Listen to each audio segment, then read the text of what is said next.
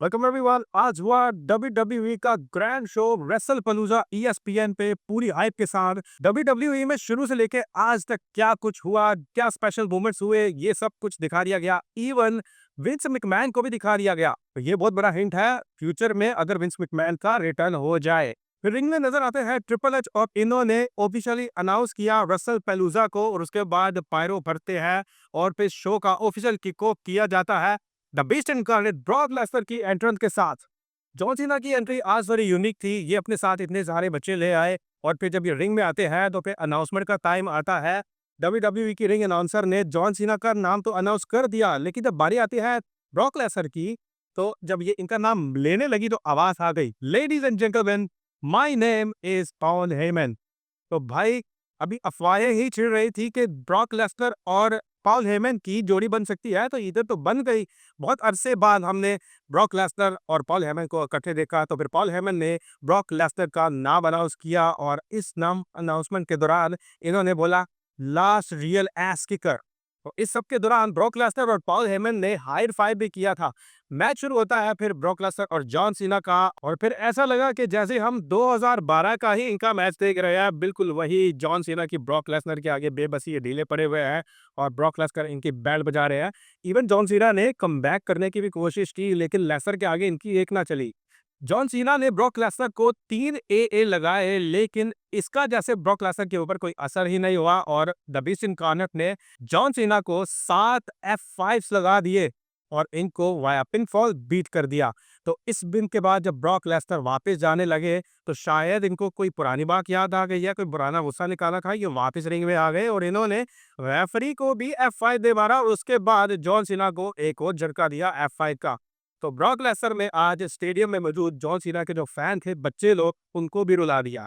इसके बाद tag team match आता है the Usos versus Bron Breakker and Bronson read, और इस मैच में एले नाइट को स्पेशल गेस्ट रेफरी बना दिया गया था। इस पूरे मैच के दौरान वेपन्स का सही इस्तेमाल किया गया। अगर एले नाइट इस मैच में रेफरी बना है तो ये पूरे मैच को सही से एंजॉय कर गया। इन्होंने उसोस को थोड़ी फेवर दी, वो ऐसे कि जैसे ही उसोस कोई चेयर वगैरह पकड़ते थे तो एले नाइट को कोई मसला ही नहीं होता था, ये इधर उधर देखने लग जाते थे। लेकिन जब ब्रॉन्सन रीड या ब्रॉन ब्रेकर कोई वेपन पकड़ते थे तो इनके तन मन पे जैसे आग लग जाती थी और ये इनको रोकने लग जाते थे। फिर एक ऐसा मोमेंट भी आया जब रिंग के बाहर एले नाइट और ब्रॉन्सन रीड बहस कर रहे होते हैं और जे उसो सीधा रिंग रोप से होते हुए इनके ऊपर सुसाइड डाइव लगा लेते हैं, लेकिन एले नाइट किसी भी तरह करके इससे बच गए। उसके बाद एले नाइट और जे उसो का आमना सामना हो जाता है और एले नाइट ने जे उसो को बोला कि तुम मेरे ऊपर डाइव लगाना चाहते थे, और जे उसो ने कहा हाँ लगाना चाह रहा था, तुमने जो करना है वो कर लो। तो इनके दरमियान मामला ठंडा हो गया किसी भी तरह, और फिर जे उसो को चेयर भी लगी इनके सर के ऊपर और इनका ऐसा खून बहा कि इनके इंजर होने की वजह से उसोस अनबैलेंस हो गए और इसका फायदा उठाया फिर ब्रॉन ब्रेकर और ब्रॉन्सन रीड ने। ब्रॉन ब्रेकर ने टेबल सेट थे रिंग कॉर्नर के ऊपर, उनके थ्रू उसोस को डबल स्पीयर लगाया और फिर रही सही कसर निकाली ब्रॉन्सन रीड ने। इन्होंने जे उसो को सुनामी कनेक्ट किया और वाया पिन फॉल इस मैच को विन कर लिया। तो भाई मैच तो काफी तगड़ा हो चुका था, लेकिन इसमें जो LA Knight special guest referee बने थे, इसने इस मैच को 4-4 लगा दिए। इसके बाद आता है वुमेन्स चैंपियनशिप के लिए मैच इयो स्काई वर्सेस स्टेफनी वैकर, और इस मैच में इयो स्काई ने अपने प्रोफेशनल मूव्स के थ्रू बहुत ही अच्छी फाइट की, लेकिन आज दिन था स्टेफनी वेकर का और इयो स्काई की सारी उम्मीदों पे इन्होंने पानी फेर दिया और इन्होंने फिर इयो स्काई पे मूव्स लगाए, स्पेशली जो डेविल किस है जिसकी वजह से स्टेफनी वेकर मशहूर है, वो कनेक्ट किया। फिर लास्ट में ऐसा मोमेंट आया कि इयो स्काई ने स्टेफनी वेकर के ऊपर मून शॉट लगाना था, लेकिन नीचे से स्टेफनी वेकर निकल गई और ये अकेली ही रिंग में गिरी, और मौके का फायदा उठाया फिर स्टेफनी वेकर ने और इन्होंने मून शॉट लगा दिया स्टेफनी इयो स्काई के ऊपर, और वाया पिनफॉल इन्होंने इस मैच को विन कर लिया। और इस मैच को विन करने के बाद इयो स्काई ने स्पोर्ट्समैन स्पिरिट का मुजाहरा किया और इन्होंने स्टेफनी वेकर को ब्रांड न्यू वुमेन्स चैंपियनशिप जीतने पे मुबारकबाद दी। देन आता है बड़ा mix tag team match AJ Lee and CM Punk versus Becky Lynch and Seth Rollins. इस मैच में भाई बंदी ने बंदे को नहीं बख्शा और बंदे ने बंदी को नहीं। वो ऐसे के बेकी लिंच ने सीएम पंक को थप्पड़ मारे और दूसरी तरफ एजे ली ने भी सेथ रॉलिंस को थप्पड़ मारे और इनके बाल नोचे। मैच के दौरान फिर ऐसा मोमेंट भी आया कि जब बेकी लिंच ने सीएम पंक को शार्प शूटर लगा दिया, और थोड़ी देर बाद फिर सीएम पंक ने इसको रिवर्स कर दिया और ये शार्प शूटर लग गया फिर बेकी लिंच को।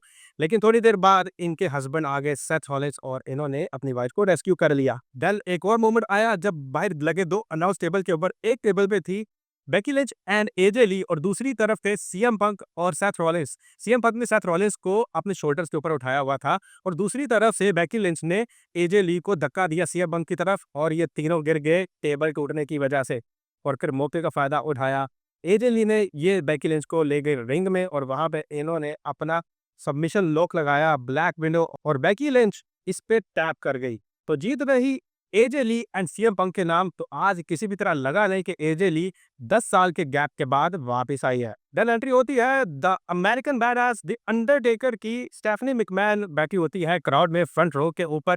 अंडरटेकर आते हैं इनके पास और स्टेफनी मैकमैन कहती है कि यहाँ पे सीट खाली है, मेरे साथ आगे बैठ जाओ। और अंडरटेकर कहते हैं ठीक है और ये बैठ जाते हैं स्टेफनी के साथ। ये स्टेफनी मैकमैन को सरप्राइज देना चाहते थे और ये सरप्राइज बेसिकली था ट्रिपल एच की तरफ से और ये अंडरटेकर के थ्रू इनको देना चाहते थे।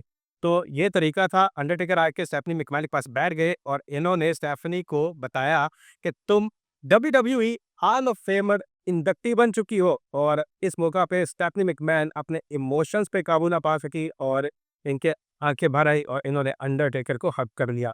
तो भाई स्टेफनी मैकमैन ने एटीट्यूड एरा से लेके आज तक डब्ल्यूडब्ल्यूई के अंदर बहुत बड़े काम किए हैं। तो ये डिजर्विंग पर्सन है WWE hall of fame induction के लिए। शो के लास्ट में आता है फिर डब्ल्यूडब्ल्यूई चैंपियनशिप का match Cody Rhodes versus Drew McIntyre.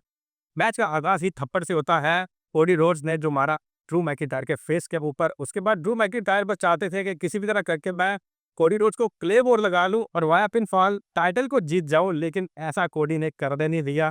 पहले इन्होंने जब ड्रू मैकिंटायर ने कोडी रोड्स को क्लेमोर लगाना था तो इसको कोडी रोड्स ने नाकाम बना दिया, पावर बॉम्ब में कन्वर्ट कर दिया। लेकिन ये कोई बोस्ट टाइप ही था।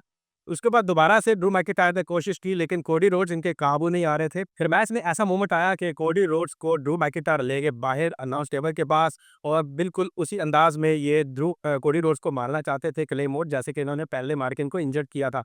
लेकिन कोडी रोड्स ने इस बार हाजिर दिमागी का मुजाहरा किया। जैसे ही ड्रू मैकिंटायर किक मारने के लिए आगे आए तो कोडी रोड्स पीछे हट गए और ड्रू मैकिंटायर की टांग सीधी लगी टेबल के अंदर। टेबल भी टूट गया और ड्रू मैकिंटायर अपनी टांग भी इंजर्ड करवा बैठे।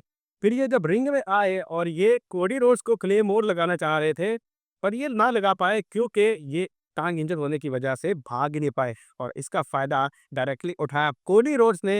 इन्होंने ड्रू मैकिंटायर को क्रॉस रोड्स लगाया और वाया पिन फॉल ये मैच विन कर लिया और अपना टाइटल रिटेन कर गए। तो शो के लास्ट में ये मैच था, ऐसा लग रहा था कि शायद टाइटल चेंज हो जाएगा लेकिन ऐसा हुआ नहीं। तो इसकी हाइप तो बहुत थी पूरे शो की, लेकिन जैसा ये होना चाहिए था वैसा हुआ नहीं, सिवाय ब्रॉक लेसनर और एजे ली वाले मैच के। बाकी जैसा भी था ईएसपीएन पे आज डब्ल्यूडब्ल्यूई का पहला मेजर शो हो चुका है। आपकी क्या राय है कमेंट सेक्शन में जरूर शेयर कीजिए। मिलते हैं अगले वीडियो में। सी यू नेक्स्ट टाइम।